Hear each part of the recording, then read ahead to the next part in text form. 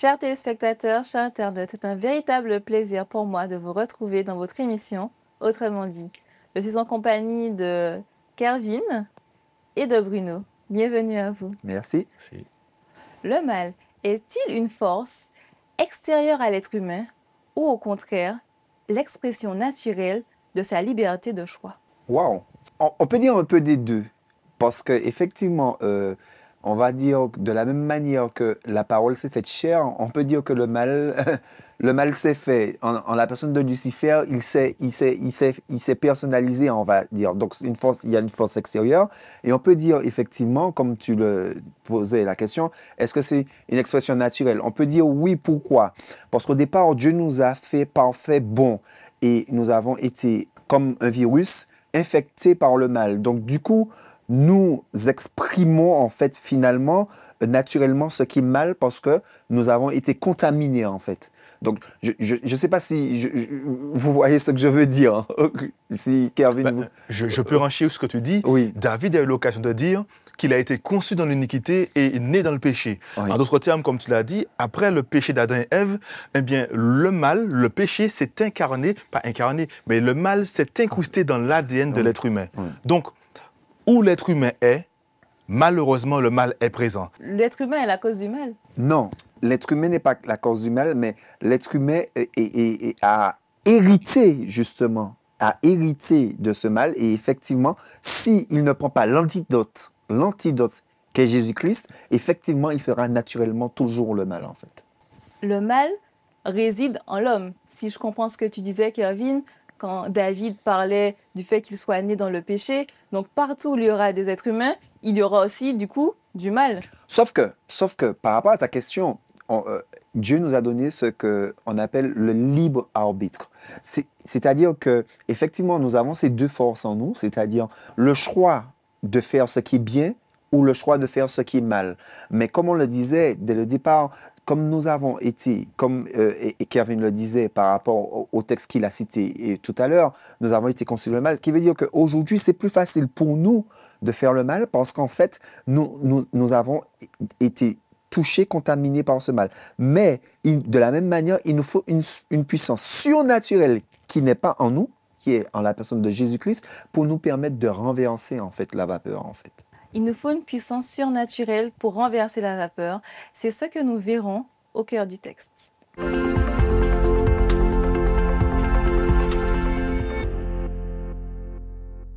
Nous parlions à l'instant de libre arbitre. Le premier choix que l'être humain a dû prendre, c'était dans le jardin d'Éden. Qu'est-ce qui s'est passé dans ce jardin?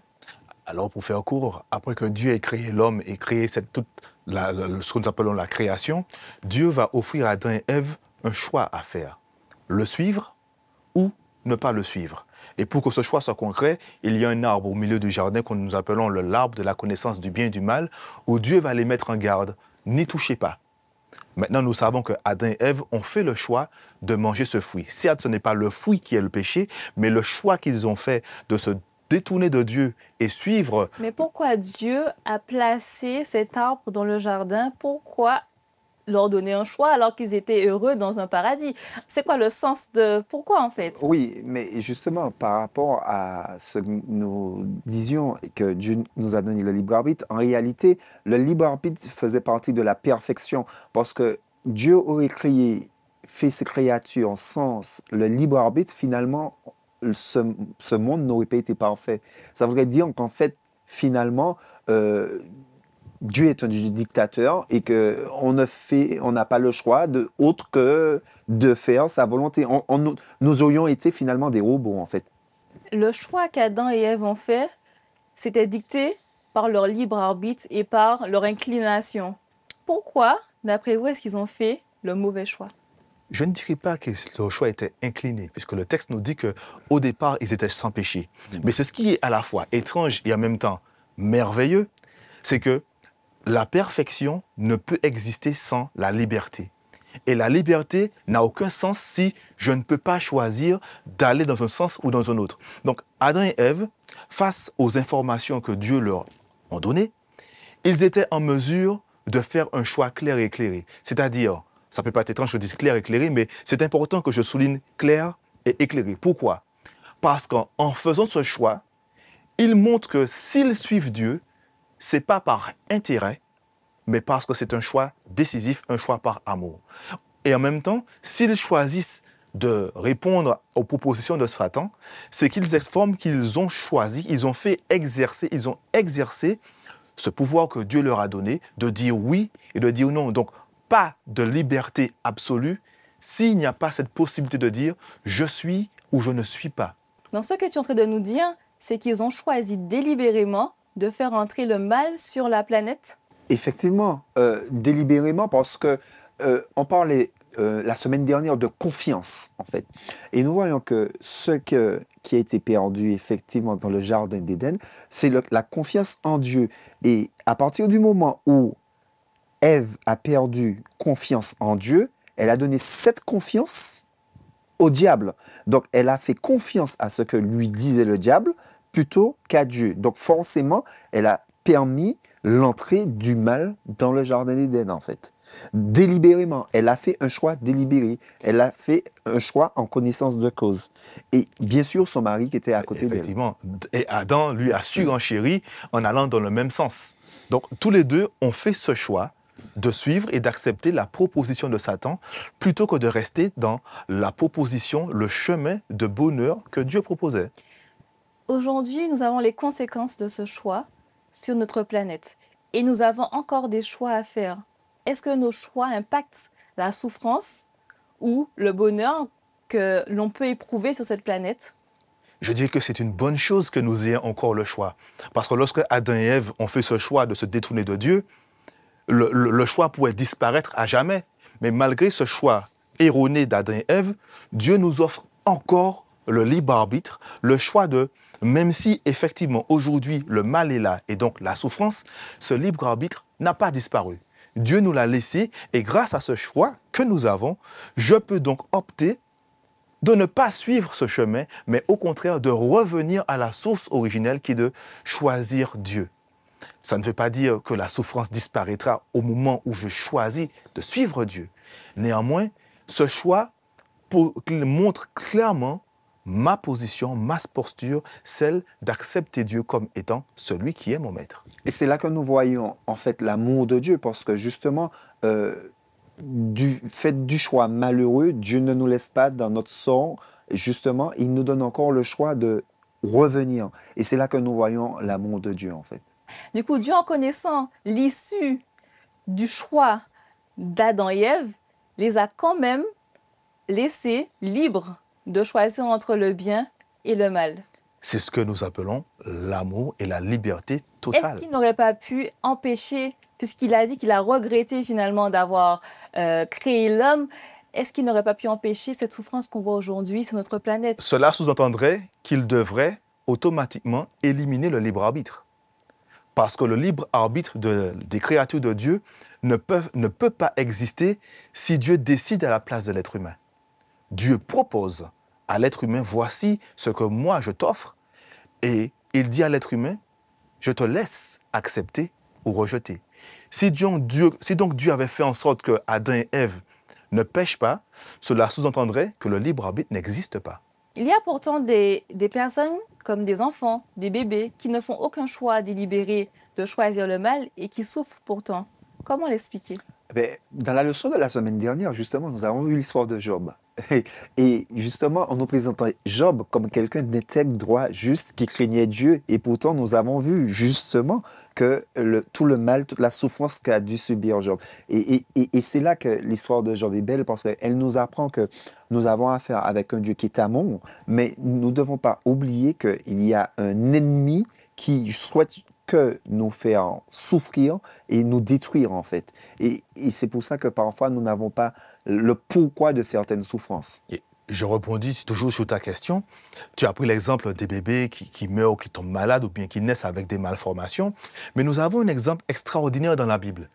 Jésus, qui est Dieu, qui n'a jamais péché, il fait ce choix de devenir homme et de subir la même souffrance que nous, pour que, justement, nous puissions être libérés de cette souffrance. Donc, Dieu, dans cette réalité que l'être humain vit, il n'est pas resté à l'écart, il s'est incarné en devenant être humain afin de passer par les mêmes souffrances que moi pour justement m'extirper de cette souffrance. Bien entendu, je reviens sur le libre arbitre à condition que je le veuille.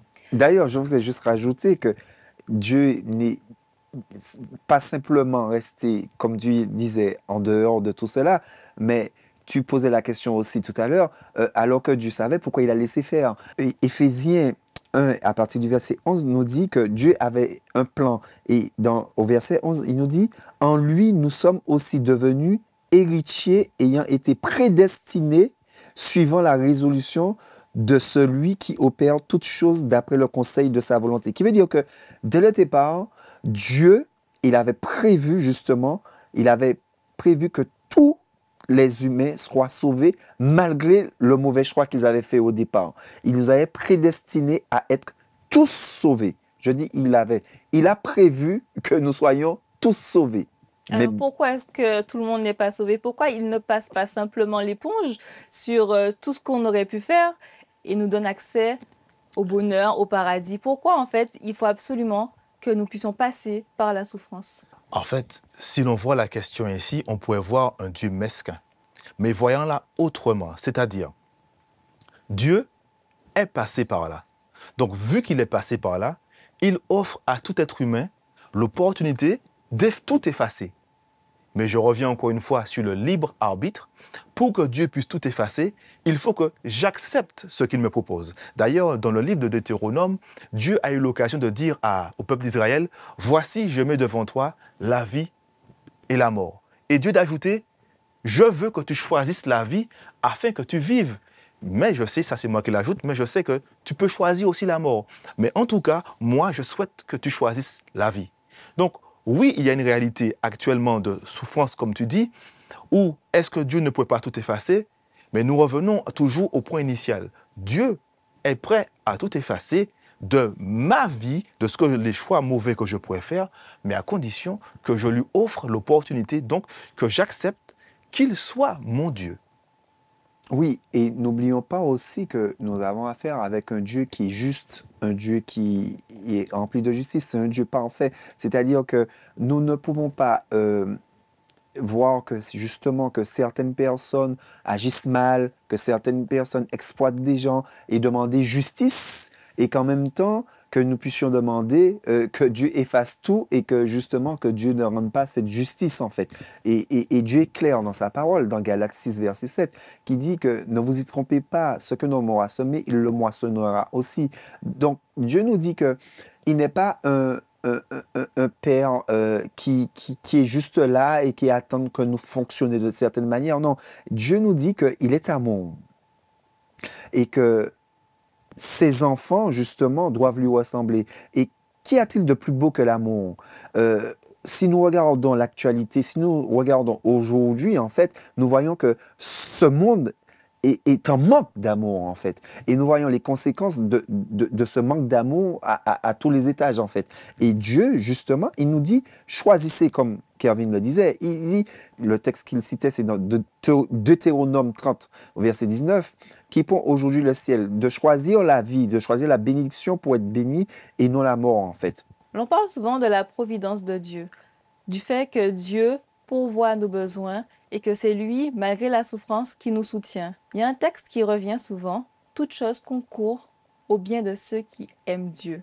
Est-ce que tout ce qui nous arrive, est-ce que cela devait arriver ou c'est l'effet de notre libre arbitre? La question est intéressante. Pourquoi elle est intéressante? Parce que cela nous donne aussi une vision de Dieu. Quelle vision que j'ai de Dieu? Toute chose concourt au bien de ceux qui aiment Dieu. Donc, ce qui arrive, c'est parce que Dieu l'a voulu. Permettez qu'on voit rapidement deux perspectives. La première, avant le péché.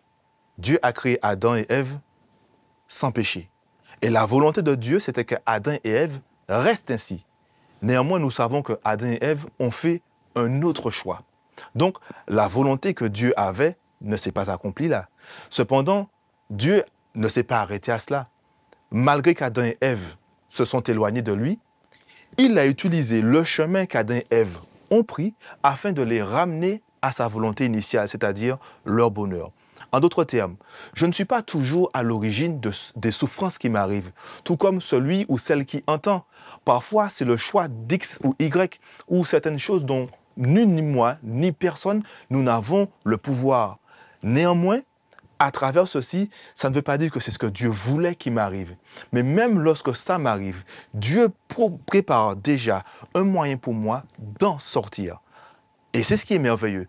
Dans sa prédestination, si je peux utiliser ce terme, ou dans sa volonté suprême, sa connaissance absolue, il prépare un chemin, même lorsque je suis dans un sentier, dans une voie sans issue. Donc même quand on fait des erreurs, est-ce que ça veut dire que Dieu continue de travailler pour notre bien? Eh bien, mais c'est ce que la Bible, justement, nous révèle. L'être humain, constamment, fait de mauvais choix. Et Dieu ne lui tourne pas le dos. Au contraire, Dieu l'accompagne dans ce mauvais choix qu'il a fait afin de le ramener sur le bon chemin. L'exemple premier que nous avons, c'est encore une fois Adam et Ève qui ont fait ce choix de se détourner de Dieu. Dieu ne s'est pas détourné de Dieu. Au contraire, Dieu leur révèle, j'ai préparé pour vous un moyen de vous en sortir. Donc, oui, même lorsque nous faisons de mauvais choix, Dieu nous accompagne afin de nous ramener dans le bon sentier. J'aurais juste ajouté que ça ne veut pas dire que les mauvais choix que nous avons faits, que Dieu voulait qu'on les fasse. Parce qu'il faut que nous puissions retirer ça de notre tête, que tout ce qui arrive, c'est que Dieu le voulait. On dit, ah, c'est la volonté de Dieu. Non, Dieu est tout-puissant. Dieu permet. Mais ça ne veut pas dire parce que Dieu a permis, que Dieu souhaitait que cela arrive. Nous prenons l'exemple dans l'ancien Israël où le peuple voulait avoir un roi à tout prix comme les autres peuples. Ce n'était pas la volonté de Dieu, mais Dieu l'a permis. Est-ce que ça veut dire que Dieu voulait? Non, c'est pas ce que Dieu voulait pour son peuple en fait. Mais est-ce que quand même, à travers ces expériences, Dieu nous apprend à mieux le connaître? Parce que finalement, nous sommes des êtres humains et on ne comprend pas ce que Dieu veut pour nous. Est-ce que ce sont des outils que Dieu utilise? Mais bien sûr, c'est comme Kervin disait, que Dieu nous a donné le libre arbitre. Et Dieu nous permet d'expérimenter les mauvais choix que nous faisons. Et c'est pour ça que souvent, Dieu ne retire pas les conséquences, justement. Parce que si, dans tous les mauvais choix que nous faisons, Dieu supprimait les conséquences, nous n'aurions pas compris pourquoi nous devrions obéir à Dieu plutôt que non, en fait. Et c'est pour ça que la suprême conséquence que Dieu nous retire, c'est la mort.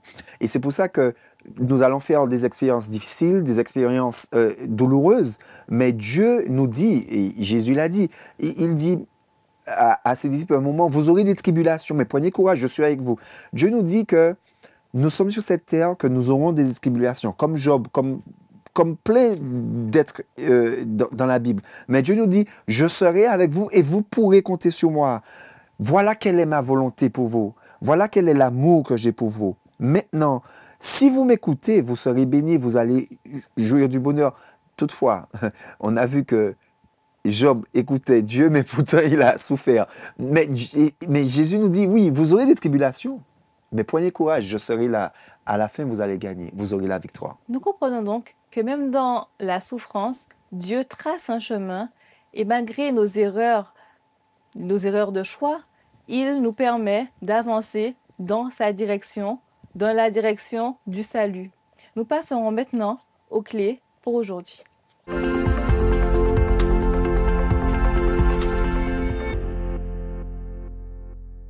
Comment aujourd'hui peut-on faire le choix de vivre pour le bien, de choisir le bien et non le mal, de façon pratique?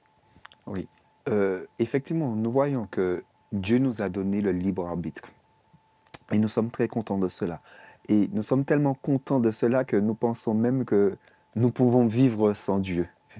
Et par rapport à ta question, ça nous est impossible en fait, à nous humains. Ça nous est impossible à moins de laisser l'Esprit de Dieu faire en nous, en fait. Parce que si nous pensons être capables de pouvoir, dans la vie de tous les jours, faire les bons choix à chaque fois, eh bien, nous allons échouer. Par contre, si nous prenons conscience qu'effectivement, que tout seul, nous n'y arriverons pas et que nous avons besoin de Jésus Donc, nous allons comprendre qu'il nous faut passer du temps avec Jésus dans la prière, dans la parole, et écouter l'Esprit de Dieu qui nous parle à travers notre conscience, qui nous dit quand il faut nous taire, quand il faut parler, quand il faut agir et quand il ne faut pas agir. Donc, nous comprenons qu'il nous faut avoir une communion intime avec ce Dieu-là, en fait, et à partir de cela, nous allons avoir le discernement pour pouvoir faire les choix, en fait. C'est donc la présence de Dieu dans nos vies qui nous permet de faire les bons choix. Il n'y a que Dieu seul qui nous permet de faire le bon choix. Dans Jean 3, les versets 14 et 15, Jésus va utiliser une image qui est celle-ci, lorsque Moïse avait élevé le serpent d'airain dans le désert, et ceux qui regardaient au serpent avaient la vie. Et donc Jésus va prendre cette image pour dire qu'il est celui que si on regarde à lui, il a la vie. Donc il y a un côté, la vie est là, mais pour obtenir cette vie, il y a un choix à faire. Donc il me dit, sans moi, tu ne peux rien faire. Donc, puisque je ne peux rien faire sans lui, il m'invite simplement pour que, à travers quelles que soient les choses par lesquelles je passe, il me dit, accepte-moi, laisse-moi faire à ta place, et à travers ce choix que tu fais de me laisser faire, eh bien, tu as la paix, même au milieu des difficultés. Et du coup, comment reconnaître l'amour de Dieu au travers même de la souffrance? C'est quelque chose de difficile parce que quand on souffre, en fait, on a mal.